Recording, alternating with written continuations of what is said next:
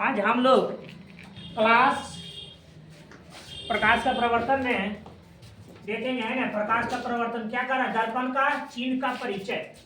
दर्पण के बारे में हम पीछे वाला क्लास में बता चुके हैं। दर्पण कितने प्रकार के होते हैं बताए थे। समतल दर्पण, गोलीय दर्पण, उसके बाद क्या बताए थे? परवलयिक दर्पण। सभी का परिभाषा भी लिखा चुके हैं। गोलीय दर्पण कितने प्रकार के होते हैं? दो प्रकार के। अवतल दर्पण एक तो क्या होता है? उत्तल दर्पण होता है। तो आज हम लोग क्या देखेंगे? दर्पण का चिन्ह, है ना। तो दर्पण का चिन्ह में जो पार्ट पीछे वाला जो नहीं देखे हैं जाकर देख लीजिएगा। न्यू एके स्टडी सर्च कीजिएगा, वहां पे आ जाएगा यूट्यूब पे। न्यू एके स्टडी, न्यू एके स्टडी, न्यू एके स्टडी, इसको सर्च कीजिएगा, आ जाएगा। पार्ट पीछे वाला नहीं देखे जाकर देख लीजिएगा। आज हम लोग देखते हैं यहाँ क्या है? फोकस बिंदु। फोकस बिंदु किसे कहते हैं? तो देखो दर्पण में फोकस बिंदु कहाँ रहता है? यहाँ पे रहता है। यहाँ पे क्या रहता है? फोकस बिंदु इसे कहते हैं। यानी मुख्य अक्ष के समांतर, मुख्य अक्ष के समांतर आ रही प्रकाश की किरणें जिस बिंदु से होकर गुजरती है या गुजरती हुई प्रतीत होती है उसे फोकस बिंदु कहते हैं। यानी मुख्य अक्ष के समांतर कर रहा है तो मुख्य अक्ष किसे कहते हैं?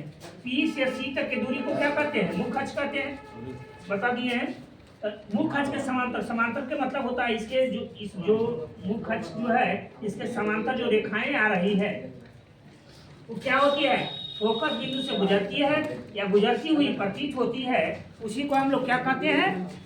तो फोकस बिंदु कहते हैं। अब हम लोग देखेंगे फोकस दूरी क्या है? फोकस दूरी, फोकस दूरी किसे कहते हैं?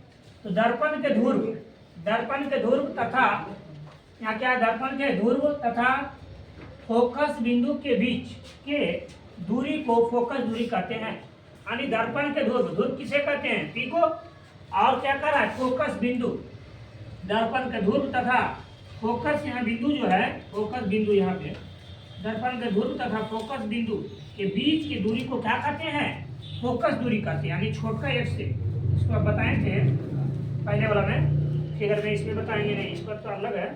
उसमें बताए थे कि दर्पण के ध्रुव तथा फोकस बिंदु के बीच की दूरी को क्या कहते हैं? फोकस दूरी कहते हैं।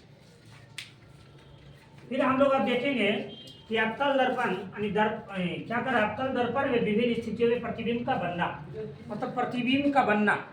दर्पण में किस प्रकार से प्रतिबिंब बनता है? अवतल में कैसा बनता है, उत्तल में कैसा बनता है, कहाँ पे रखने पर वस्तु छोटा होता है, कहाँ पे रखने पर बड़ा होता है, इस प्रकार से हम लोग को देखना पड़ेगा। तो यहाँ क्या लिखे हैं? पहला है अवतल दर्पण में जब वस्तु अनंत पर होती है तो प्रतिबिंब कहाँ बने? यानी प्रश्न में है कि अवतल दर्पण में जब वस्तु, कौन सी दर्पण है? तो अवतल दर्पण। अवतल दर्पण का परिभाषा भी लिखा चुके हैं कि वह दर्पण जिसमें प्रकाश का प्रवर्तन भीतरी सतह से हो। कौन सी सतह से हो? भीतरी मतलब अंदर से हो, उसे क्या कहते हैं? प्रकाश का प्रवर्तन कहते हैं। या इसका एक परिभाषा और बताए थे कि वह दर्पण जिसकी बीच का भाग धंसा हुआ हो, जिसका बीच का भाग क्या है? धंसा हुआ है, और किनारे का भाग क्या हो? उठा हो, उसे क्या कहते हैं? अवतल दर्पण का।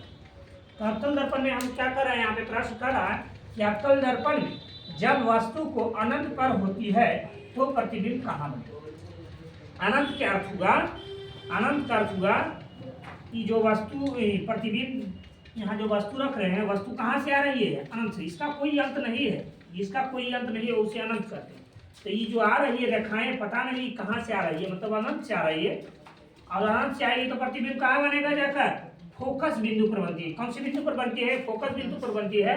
या वास्तविक अवतल दर्पण में वास्तविक प्रतिबिंब बनता है, अब आभासी बनता है। आभासी मतलब होता है डॉट लाइन।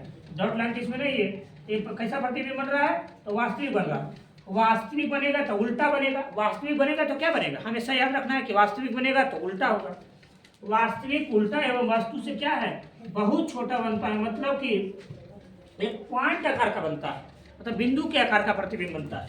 जब वस्तु को अवतल दर्पण में अनंत पर रखते हैं तो प्रतिबिंब कहाँ बनता है? जाकर फोकस पर बनता है। लेकिन वास्तविक उल्टा एवं वस्तु से क्या होता है? एकदम बहुत छोटा होता है। तो यहाँ लिखे हैं कि जब अवतल दर्पण में वस्तु को अनंत पर रखते हैं तो वस्तु का प्रतिबिंब फोकस पर बनता है।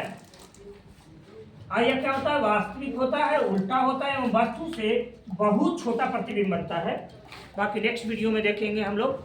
जय हिंद।